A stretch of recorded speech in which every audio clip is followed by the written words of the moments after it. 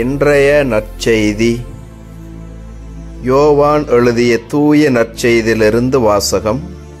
ஆண்டவரே, மாட்சி உமக்கே. முதல் அதிகாரம், இறை வார்த்தைகள் 35 முதல் 42 முடிய. யோவான் தம் சீடர் 2 நின்று கொண்டிருந்தார். இயேசு அப்பக்கம் நடந்து சென்று கொண்டிருந்தார். யோவான் அவரை கூர்ந்து பார்த்து, இதோ கடவுளின் செம்மறி என்றார். அந்த சீடர் 2 அவர் சொன்னதை கேட்டு இயேசுவை பின்தொடர்ந்தனர். இயேசு திரும்பி பார்த்து அவர்கள் தம்மை பின்தொடர்வதை கண்டு, என்ன தேடுகிறீர்கள் என்று அவர்களிடம் கேட்டார். அவர்கள், ரபி, நீர் எங்கே தங்கி இருக்கிறீர் என்று கேட்டார்கள். அவர் அவர்களிடம், வந்து பாருங்கள் என்றார். அவர்களும் சென்று அவர் தங்கியிருந்த இடத்தை பார்த்தார்கள். அப்போது ஏறக்குறைய மாலை 4 மணி அன்று. அவர்கள் அவரோடு தங்கினார்கள். யோவான் சொன்னதை கேட்டு இயேசுவை பின்தொடர்ந்த 2 அந்திரேயா ஒருவர். அவர் சீமோன் பேதுருவின் சகோதரர். அவர் போய் முதலில் தம் சகோதரரான சீமோனை பார்த்து, மெசியாவை கண்டோம் என்றார். மெசியா என்றால் அருள் பொழிவு பெற்றவர் என்பது பொருள்.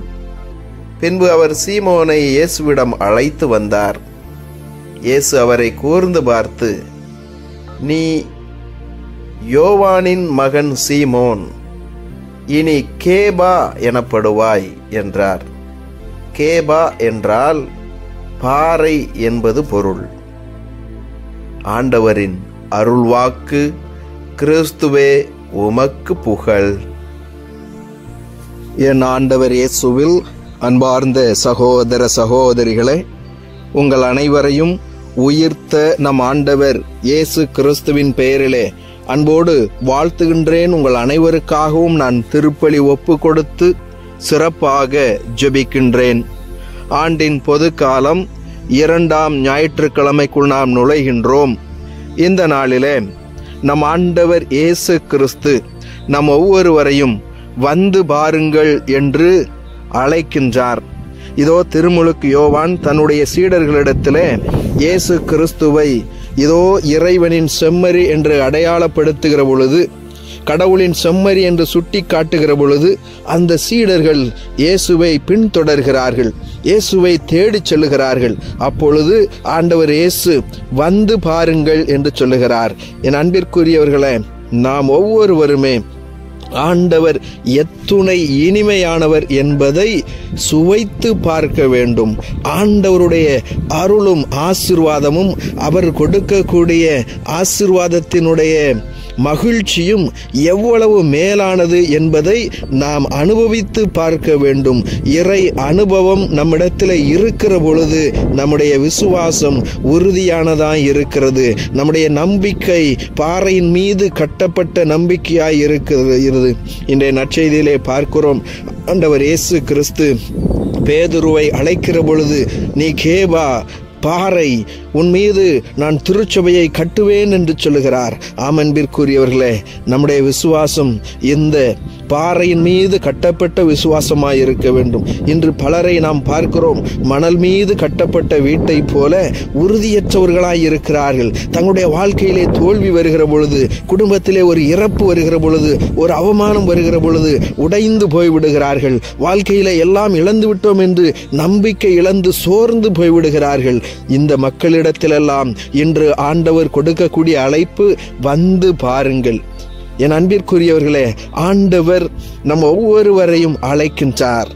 2 கரங்களையும் விரித்தவராக அன்போடு அழைக்கின்றார். நாம் ஆண்டவருடைய அனுபவத்திலே ஒவ்வொரு நாளும் வளருகிற பொழுது நிச்சயமாக நம்முடைய வாழ்க்கையிலே மகிழ்ச்சி நிலைத்து நிற்கும். உலகம் தர முடியாத அமைதியே என் அன்பு மக்களே நான் உங்களுக்கு தருகிறேன் என்று சொன்ன ஆண்டவர் அழைக்கின்றார். அவரிடத்திலே வருவோம். இன்று தோல்வியிலே, இன்று முடங்கி படுத்த படுக்கையாய் கிடக்கிற பொழுது நாம் நினைத்து பார்க்கிறோம், ஐயோ, என்னுடைய வாழ்க்கையிலே நான் இந்த தவறை செய்து விட்டேனே, எல்லாம் முடிந்து போய்விட்டதே, இனி ஒரு வாய்ப்பு கிடைக்காதா என்று நினைக்கிறோம். என் அன்பிற்குரியவர்களே, ஆண்டவர் ஒருபொழுதும் நம்மை கைவிடுவதில்லை. அவர் நம்மை அன்போடு ஏற்றுக்கொள்ளக்கூடிய தெய்வம். அவர் மன்னிக்க கூடியவர். அவர் புதிய வாழ்வை, புதிய வாய்ப்பை நமக்கு கொடுக்கின்றார். நாம் தான் அவரிடத்திலே வர மறுக்கின்றோம். அவர் இரக்கம் நிறைந்தவர், அவர் பரிவு கொண்டவர். எனவே அந்த ஆண்டவரிடத்திலே வாருங்கள். இந்த உலக மனிதர்கள் நீங்கள் வேண்டாம் என்று உங்களை ஒதுக்கி வைத்திருக்கலாம், உங்களை உதாசனப்படுத்தலாம், உங்களை புறந்தள்ளி இருக்கலாம். ஆனால் ஆண்டவர் ஒருபொழுதும் அப்படியாக உங்களை ஒதுக்குவதில்லை. அவர் வாருங்கள் என் அன்பு பிள்ளைகளே, நான் உங்களுக்கு விருந்து ஒன்று ஏற்பாடு செய்திருக்கிறேன் என்கிறார். இதோ அவரே செம்மறியாக நமக்காக திருப்பலியிலே ஒவ்வொரு நாளும் பலியாகி கொண்டிருக்கிறார். அவருடைய விருந்திலே பங்கு பெறுவதற்கு தான் அழைக்கின்றார். அந்த விருந்திற்கு தான் நாம் செல்ல மறுக்கிறோம். என் அன்பிற்குரியவர்களே, ஆண்டவர் நம்மை தண்டிப்பதற்கோ நம்மை கண்டித்து நம்மை உதாசீனப்படுத்துவதற்கோ அழைப்பதில்லை. மாறாக அவர் நம்மை ஏற்றுக்கொண்டு நமக்கு புதிய பாதையை காண்பிக்கவும் நம்பிக்கையை கொடுக்கவும் அவர் சிறப்பான ஒரு அழைப்பை கொடுக்கின்றார். இன்று பலர் வாழ்விலே சோதனைகளை சோகங்களை மறப்பதற்காக குடி போதைக்கு அடிமையாய் கிடக்கிறார்கள்.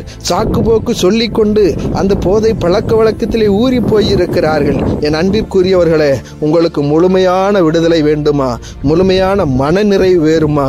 வாருங்கள், வந்து பாருங்கள், ஆண்டவரிடத்திலே வாருங்கள். இறைவன் உங்களுக்கு புதிய வாழ்வை, புதிய மகிழ்ச்சியை கொடுக்கக்கூடியவராயிருக்கிறார். எனவேதான் யோவானுடைய சீடர்கள் இதோ கடவுளுடைய ஆட்டுக்குட்டி என்று சொன்ன உடனேயே இயேசுவை தேடி சென்றார்கள், அவரோடு தங்கினார்கள். இறை அனுபவத்தை பெற்றுக்கொண்ட நாம் என்ன செய்ய வேண்டும்? இதோ இயேசுவிடத்திலே வந்து தங்கிய சீடர்கள் இன்னும் பேதுருவை அழைத்து வருகிறார்கள். ஆமன்பிற்குரியவர்களே, நாம் நம்மிடத்திலே இருக்கக்கூடிய இறை அருளை, ஆசீர்வாதத்தை நம்மோடு இருப்பவர்களுக்கும் கொடுக்க வேண்டும், எடுத்து சொல்ல வேண்டும். குறிப்பாக நம்முடைய பிள்ளைகளுக்கு ஆண்டவர் நம்முடைய கடந்த கால வாழ்க்கையிலே எத்தனை நன்மைகளை செய்திருக்கிறார், எவ்வளவு இக்கட்டான சூழ்நிலைகளில் இருந்தெல்லாம் நம்மை அற்புதமாக காப்பாற்றி இருக்கிறார், வழி நடத்தி இருக்கிறார். நாம் எவ்வளவு வேதனைகள் துன்பங்களுக்கு மத்தியிலும் இப்பொழுது முயற்சி செய்து ஆண்டவருடைய ஆசீர்வாதத்தினால் உயர்ந்து நிற்கிறோம் என்று நம்முடைய பிள்ளைகளுக்கு நாம் சொல்லிக் கொடுக்க வேண்டும். இஸ்ரேல் மக்கள் எகிப்திலே முதலிலே அடிமைகளாயிருந்தார்கள். அவர்களை ஆண்டவர் வல்லமையோடு மீட்டு கொண்டு வந்தார். அந்த அனுபவத்தை அவர்கள் தங்களுடைய பிள்ளைகளுக்கு சொல்லிக் கொடுத்தார்கள். இதோ ஆண்டவர் அடிமைத்தனத்திலிருந்து எங்களுக்கு விடுதலை கொடுத்தார், நாங்கள் இவ்வளவு தடைகளை தாண்டி வந்தோம் என்று ஆண்டவரிடத்திலே பெற்ற அருளை, ஆசீர்வாதத்தை அவர்கள் மற்றவர்களுக்கும் கொடுத்தார்கள். நாமும் அப்படியாக நம்முடைய விசுவாச அனுபவத்தை கொடுக்க வேண்டும். நாம் பாறையின் மீது கட்டப்பட்டவர்களைப் போல உறுதியானவர்களாய் இருப்போம். ஆண்டவருடைய அருளை, ஆசீர்வாதத்தை எல்லோருக்கும் சொல்லிக் கொடுக்கும்படியாக நாம் சாட்சிய வாழ்வு வாழ்வோம்.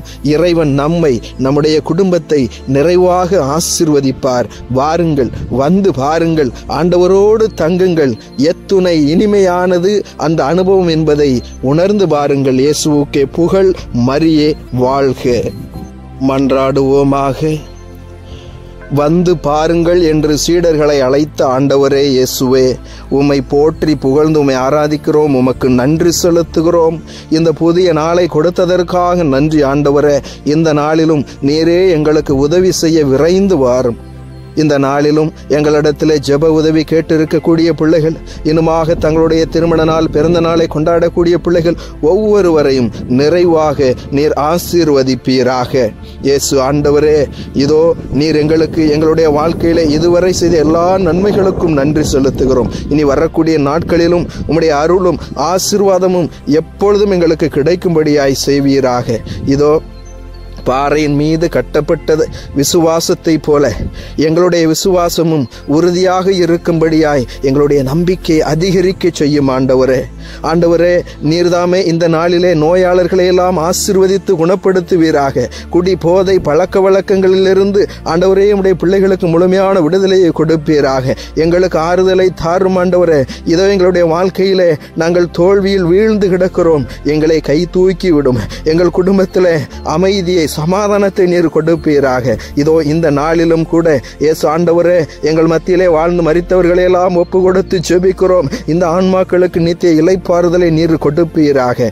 இன்னும் சிறப்பாக படித்து கொண்டிருக்கக்கூடிய பிள்ளைகளையெல்லாம் ஒப்பு கொடுக்கிறோம் ஆண்டவரே. இந்த பிள்ளைகளை ஞானத்தினால் நிரப்புவீராக.